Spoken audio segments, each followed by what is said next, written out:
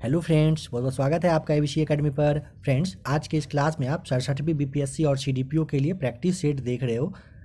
आज के इस क्लास में भी हर बार की तरह टॉप 30 क्वेश्चन को लिया गया है और उसके बारे में एक्स्ट्रा फैक्ट जो है वो बताया गया है। आप इस सवाल में बस ये मत सोचिएगा कि टॉप 30 क्वेश्चन ही आपको देखना है, उसके बारे में एक्स्ट्रा फैक्ट आप जानेंगे तो लगभग आपको 100+ पॉइंट जानने को मिलेगा। इसीलिए लगभग 20 मिनट के आसपास आप बनिए मेरे साथ और समझिएगा हर एक बात को। जिस भी चीज़ का आपको जवाब नहीं पता हो आप उसे स्क्रीनशॉट लीजिएगा और कोशिश करिएगा उसे आप याद कर लेने का, क्योंकि 67वीं बीपीएससी सेम इसी पैटर्न पर इसी तरीके का सवाल पूछेगा, थोड़ा सा इधर उधर पूछ सकता है, इसीलिए उसके बारे में एक्स्ट्रा फैक्ट भी आपको भी बताया जा रहा है। देखिए, आज का सबसे पहला सवाल बताना है आपको कि आज़ाद दस्ता, कह रहा है कि आज़ाद दस्ता का जो गठन है वो किसके द्वारा किया गया। तो ऑप्शन नंबर आपका ए सही जवाब हो जाएगा, जयप्रकाश नारायण के द्वारा किया गया था। समझिएगा, भारत छोड़ो आंदोलन के टाइम में जयप्रकाश नारायण और उनके साथी, जिनका नाम था कार्तिक प्रसाद और ब्रजकिशोर प्रसाद सिंह, इनके ही द्वारा आज़ाद दस्ता का गठन किया गया था। इसका उद्देश्य क्या था? तो सरकार के विरुद्ध जो है ये तोड़ फोड़ करने का था, इसीलिए आज़ाद दस्ते का गठन किया गया था। ऑप्शन नंबर ए आपका सही जवाब है यहाँ पे। देखते हैं नेक्स्ट क्वेश्चन। बताना है आपको कि शेर शाह ने मुगल शासक हुमायूं को कहाँ पराजित किया था। बहुत ही इजी क्वेश्चन है। शेर शाह ने मुगल शासक हुमायूं को 26 जून, सबसे पहले आप डेट जान लीजिए, आपको डेट पता होना चाहिए, नहीं पता है तो आप ज़रूर समझ लीजिएगा क्योंकि एग्जाम में बहुत बार पूछा है। 1539 को चौसा यानी कि बक्सर के युद्ध में और 1540 यानी बिलग्राम जो कि कन्नौज के युद्ध में है उनको पराजित किया था। शेर शाह 1540 से लेकर 1545 तक दिल्ली का शासक रहा था, आपको पता होना चाहिए। 1540 से 45 तक कहाँ का? दिल्ली का शासक रहा था। ये बहुत बार पूछा है, ध्यान रखिएगा इस बात का। देखते हैं नेक्स्ट क्वेश्चन। बताना है आपको बिहार में आधुनिक शिक्षा का जो आरंभ है वो कब से हुआ। ऑप्शन नंबर आपका सी यहाँ पे सही जवाब हो जाएगा, 1835 से शुरू हुआ था। समझिएगा, बिहार में आधुनिक शिक्षा 1835 से मैकाले प्रस्ताव के आधार पर पटना में एक अंग्रेजी स्कूल की स्थापना की गई थी। ठीक है, और समझिएगा 1835 में ही पूर्णिया में, 1835 में पूर्णिया, फिर आपका यहाँ पे बिहार शरीफ, ठीक है, पूर्णिया, बिहार शरीफ, भागलपुर हो जाएगा, भागलपुर में, आरा में, फिर आपका छपरा में। ये पूछा जाता है इसलिए आप यहाँ पे समझ लीजिएगा, छपरा में। इन सभी जगहों पर जिला में जो है ये जिला स्कूल की स्थापना की गई थी। कब? 1835 में। कहाँ पर? पूर्णिया, बिहार शरीफ, भागलपुर, आरा, छपरा में जिला स्कूल की स्थापना की गई थी। ठीक है, तो ऑप्शन नंबर यहाँ पे सी आपका सही जवाब है। देखते हैं नेक्स्ट क्वेश्चन। बताना है आपको कि बिहार विद्यापीठ की स्थापना कब की गई।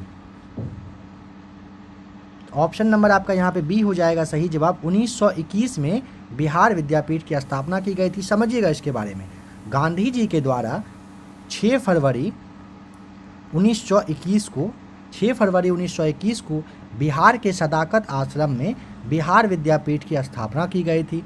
आपको इनका नाम पता होना चाहिए कि मजहरुल हक, इनको इसका कुलाधिपति बनाया गया था। एग्जाम में ये पूछा है पहले भी कि जो है मजहरुल हक को क्या बनाया गया था। जैसे ऑप्शन दे देगा कुलपति या फिर प्राचार्य पद दिया गया था, तो ध्यान रखिएगा कुलाधिपति बनाया गया था और ब्रजकिशोर प्रसाद को कुलपति और प्राचार्य पद पर डॉक्टर जो राजेंद्र प्रसाद है उनको नियुक्त किया गया था। ध्यान रखिएगा, गांधी जी ने बिहार विद्यापीठ के साथ ही बिहार राष्ट्रीय महाविद्यालय का भी औपचारिक रूप से ये उद्घाटन किए थे। कौन? महात्मा गांधी। ध्यान रखिएगा, यहाँ पे सही जवाब क्या हो जाएगा? ऑप्शन नंबर बी है सही जवाब। नेक्स्ट क्वेश्चन है, बताना है आपको कि बिहार में आरंभिक मानव के साक्ष्य कहाँ से प्राप्त हुए हैं। ऑप्शन नंबर आपका सी यहाँ पे सही जवाब हो जाएगा, पैसरा यानी कि मुंगेर से। देखिएगा, बिहार में आरंभिक मानव जो है यानी कि पूरा पाषाण कालिक के बारे में बता रहा है कि साक्ष्य पैसरा यानी मुंगेर से प्राप्त हुआ है। समझिएगा कि पैसरा से यूरोप यानी फ्रांस में जो पाए जाने वाला आरंभिक मानव का औजार है, सेम उसी के तरह का औजार भी मिला है। कहाँ पर? मुंगेर में, मुंगेर के पैसरा में। और मतलब माना जाता है कि यह जो जगह है आवास मतलब घर वगैरह बनाने के निर्माण का मतलब वो जगह मतलब था। कौन सा? तो पैसरा, मुंगेर यानी बिहार का। ठीक है, देखते हैं नेक्स्ट क्वेश्चन। बताना है आपको कि भारत के आर्थिक सर्वेक्षण 2020-21 का जो थीम है वो क्या है, ये बताना है। ऑप्शन नंबर ए हो जाएगा सही जवाब, जीवन एवं आजीविका की सुरक्षा। ध्यान रखिएगा 2020-21 का जो भारत का जो आर्थिक सर्वेक्षण हुआ उसका जो ये सब्जेक्ट था वो क्या था, जीवन एवं आजीविका की सुरक्षा। देखते हैं नेक्स्ट क्वेश्चन, भारत में किस तारीख को ये चाबहार दिवस मनाया जाता है। देखिए 4 मार्च हो जाएगा, ऑप्शन नंबर बी सही जवाब। समझिएगा भारत ने इस बार 4 मार्च को नई दिल्ली में आयोजित किया था जो मैरीटाइम इंडिया समिट 2021 है, इसी के मौके पर ये चाबहार दिवस मनाया गया था। आपके एग्जाम में ये सवाल पूछ सकता है, तो 4 मार्च आपको ध्यान रखना है। नेक्स्ट क्वेश्चन है, अंतर्राष्ट्रीय क्रिकेट में एक ओवर में 6 छक्के लगाने वाले तीसरे क्रिकेटर कौन बने हैं बताना है। ऑप्शन नंबर ए हो जाएगा सही जवाब। ये किरण पोलार्ड जो हैं, ये अगर पूछ ले कि कहाँ के हैं तो वेस्ट इंडीज़ के हैं, ध्यान रखिएगा, ठीक है। ये कहाँ के हैं तो वेस्ट इंडीज़ के हैं, और एक ओवर में 6 छक्के लगाने वाले ये तीसरे व्यक्ति बने हैं। देखते हैं नेक्स्ट क्वेश्चन। फ्रेंड्स अगर आपको पता हो कि पहला और दूसरा कौन खिलाड़ी है तो आप कमेंट करके ज़रूर बताइएगा। नेक्स्ट क्वेश्चन है, CSIR NIO ने 90 दिवसीय वैज्ञानिक क्रूज मिशन का जो ये है शुरुआत है वो कहाँ पर किया है। ऑप्शन नंबर आपका बी हो जाएगा सही जवाब, हिंद महासागर में किया गया है, ठीक है। देखते हैं नेक्स्ट क्वेश्चन, दुनिया का पहला प्लेटिपस अभयारण्य कौन देश बना रहा है। ऑप्शन नंबर बी हो जाएगा सही जवाब, ऑस्ट्रेलिया बना रहा है। नेक्स्ट क्वेश्चन है, निम्नलिखित में से कौन काकोरी षड्यंत्र का हिस्सा नहीं थे। काफ़ी इंपॉर्टेंट है ये सवाल, इजी भी है। देखिए ऑप्शन नंबर ए हो जाएगा, भगत सिंह नहीं थे, चंद्रशेखर आज़ाद, रोशन सिंह, राम प्रसाद बिस्मिल, ये सारे थे। इसके अलावा भी अगर आपसे पूछ ले तो देखिए अशफाक उल्ला, ठीक है, और जैसे कि आपको ये राजेंद्र लाहड़ी नाम ध्यान रखना है, वे थे, स्वर्ण सिंह थे, रोशन सिंह थे, ठीक है। इन्हीं के द्वारा ये मतलब काकोरी कांड वो किया गया था। अगर डेट पूछ ले कब तो ये आप जान लीजिए कि 9 अगस्त 1925 को। फ्रेंड्स हर क्लास में हर क्वेश्चन के साथ मैं हर बार आपको ये बता देता हूँ कि आपको डेट जरूर पता होना चाहिए, डेट पे आप जरूर फोकस करिएगा, क्योंकि एग्जाम में डेट भी आपका ऑप्शन पूछेगा और एग्जैक्ट पूछ सकता है। जैसे में एग्जाम में आपका ये ऑप्शन रहेगा 7 अगस्त, 9 अगस्त, 11 अगस्त, 13 अगस्त 1925, तो आपको उसमें टिक करना है, इसीलिए डेट आपको ध्यान रहना ही चाहिए। नेक्स्ट क्वेश्चन है, फिनिक्स फार्म की स्थापना किस व्यक्ति के द्वारा की गई थी। ऑप्शन नंबर ए हो जाएगा, महात्मा गांधी के द्वारा किया गया था। क्या था समझिए, महात्मा गांधी ने ये जॉन रस्किन जो है उनके अनटू द लास्ट के मतलब कहिए कि उससे मतलब प्रेरित होकर 1904 ईस्वी में डबरन के उत्तर पश्चिमी एरिया में सत्याग्रह हो गया, सर्वोदय और अहिंसा पर बल जो ये प्रयोग किया जाता था उसी के मतलब उसके लिए फिनिक्स फॉर्म की स्थापना की थी। अहिंसा पर प्रयोग करने के लिए फिनिक्स फॉर्म की स्थापना की गई थी। किसके द्वारा, महात्मा गांधी के द्वारा। कब, तो 1904 ईस्वी में। नेक्स्ट क्वेश्चन है, मुस्लिम लीग ने प्रत्यक्ष कार्यवाही दिवस कब मनाया। ऑप्शन नंबर ए हो जाएगा 16 अगस्त 1946 को। समझिएगा मुस्लिम लीग ने प्रत्यक्ष कार्यवाही दिवस 16 अगस्त 1946 को मनाया। इसके पहले मुस्लिम लीग पाकिस्तान की मांग पर मतलब अड़ गए थे और वे कार्रवाई करने की धमकी दे रही थी।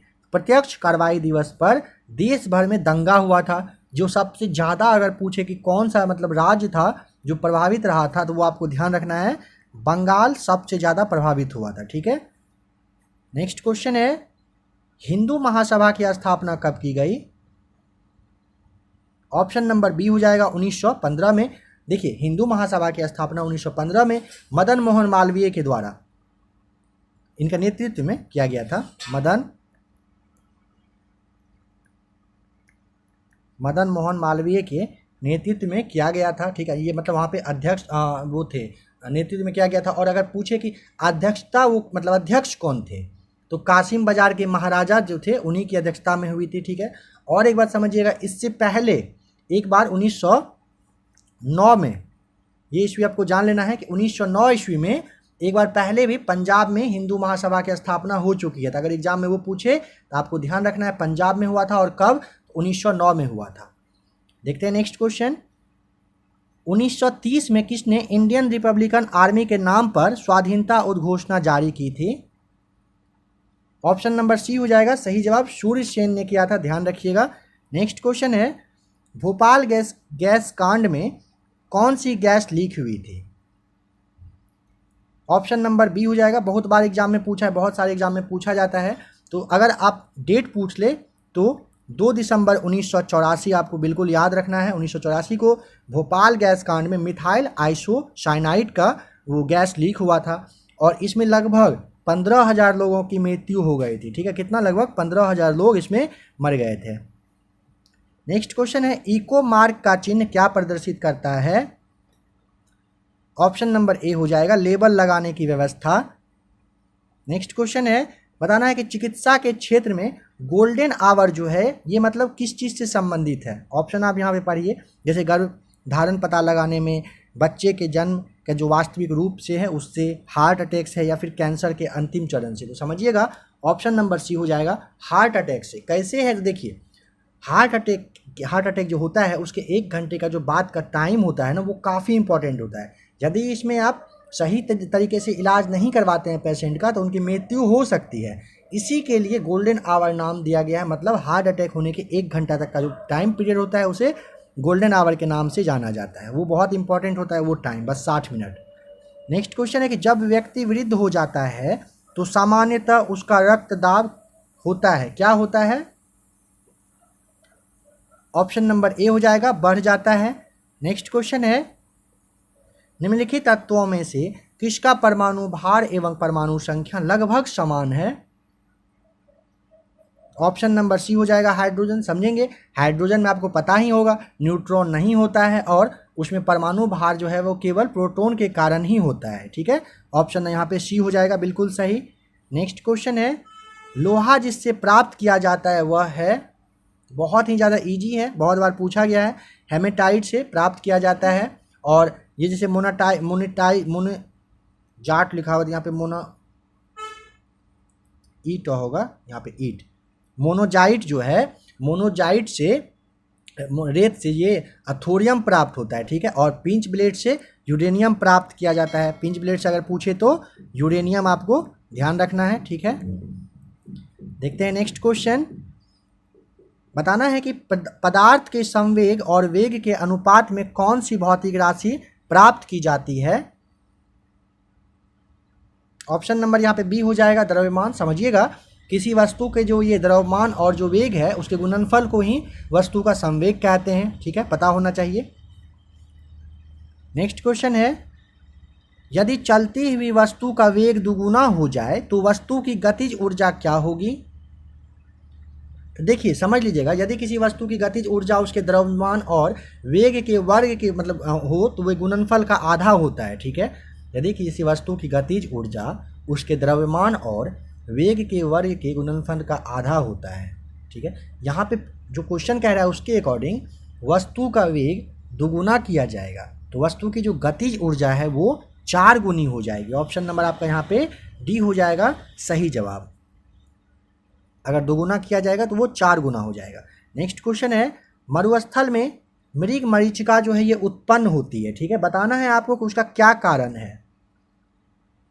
ऑप्शन नंबर बी हो जाएगा, प्रकाश का पूर्ण आंतरिक परावर्तन की वजह से ऐसा होता है। नेक्स्ट क्वेश्चन है, किस सिद्धांत पर जेट इंजन कार्य करता है? आज का जो क्वेश्चन का लेवल है वो काफ़ी इजी है, कोशिश करिएगा 25+ आपका अगर आ जाए तो बहुत अच्छा रहेगा। देखिए, जेट इंजन जो है रैखिक संवेग संरक्षण सिद्धांत पर काम करता है, तो ऑप्शन नंबर सी हो जाएगा सही। नेक्स्ट क्वेश्चन है, बताना है कि फाउंटेन पेन के आविष्कारक जो है वो कौन थे? तो वाटरमैन ने किया था, ऑप्शन नंबर ए हो जाएगा। ठीक है, देखिए 1883 ईस्वी में किया था, ये जान लीजिए, और कहाँ पर? तो न्यूयॉर्क शहर में किया था। ठीक है, न्यूयॉर्क शहर में किया था। इसके 1 साल के बाद इन्होंने क्या किया था, इसका पेटेंट करवाया था, यानी 1883 में आविष्कार और 1884 में इसका पेटेंट अपने नाम करवा लिया था। नेक्स्ट क्वेश्चन है, निम्न वैज्ञानिकों में से किसने नवीन सापेक्षता सिद्धांत प्रतिपादित किया था? ऑप्शन नंबर ए हो जाएगा, जे बी नालिरकर। ध्यान रखिएगा, जे बी नालिरकर ने नवीन सापेक्षता सिद्धांत का प्रतिपादन किया था? नेक्स्ट क्वेश्चन है, निम्न में से कौन सा हार्मोन गैसीय अवस्था में पाया जाता है? ऑप्शन नंबर बी हो जाएगा एथिलीन। देखिए एथिलीन जो है यह एक पादप हार्मोन है जो गैसीय अवस्था में रहता है। ये क्यों क्या करता है, तो पौधे की वृद्धि और विकास करने में ये सहायक होता है। कौन सा? एथिलीन। नेक्स्ट क्वेश्चन है, बताना है कि एक व्यक्ति एक संवेदनशील तराजू पर खड़ा है, यदि वह गहरी सांस अंदर लेता है तो तराजू की रीडिंग क्या होगी? देखिए व्यक्ति अगर गहरी सांस ले या फिर सांस छोड़े, दोनों ही कंडीशन में तराजू की रीडिंग घटेगी। तो ऑप्शन नंबर ए हो जाएगा यहाँ पे सही जवाब। ध्यान रखिएगा, सांस आप अंदर लेते हैं या बाहर छोड़ते हैं, दोनों ही कंडीशन में क्या होगा? घटेगा। तराजू का जो माप रहता है वो घट जाएगा। आज का लास्ट क्वेश्चन है, 1 नैनोमीटर निम्नलिखित में से किसके बराबर होता है? ऑप्शन नंबर यहाँ पे बी हो जाएगा सही जवाब। 10 पे पावर -7 सेमी सही जवाब हो जाएगा। तो फ्रेंड्स आशा करता हूँ टॉप 30 क्वेश्चन देखकर आपको अच्छा लगा होगा। एक्सप्लेनेशन भी जहाँ तक पॉसिबल था वो बताया गया आपके लिए। अगर आप सरसठवीं बीपीएससी और सीडीपीओ की तैयारी कर रहे हो तो एबीसी एकेडमी के साथ जरूर जुड़ जाइएगा। ऐसे ही फ्रेंड्स बने रहिए एबीसी एकेडमी के साथ। वीडियो देखने के लिए आपका बहुत बहुत थैंक्स।